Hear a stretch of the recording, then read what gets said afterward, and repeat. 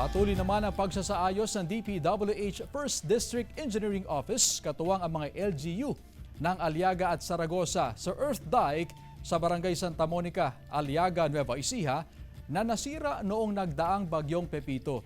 Sa laki kasi ng volume ng tubig na bumuhos mula sa dike, nalubog sa tubig ang ekta-ektaryang palayan sa mga bayan ng Aliaga, Saragosa sa Nueva Ecija at Lapas naman sa Tarlac.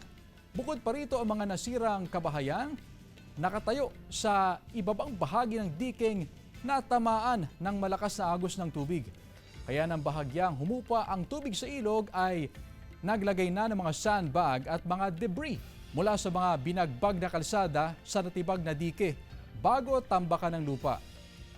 Bagamat wala pang pondo para makongkreto na sirang dike ay tulong-tulong na lamang ang DPWH at mga LGU sa manpower at materyales na ginagamit sa pagsasaayos nito.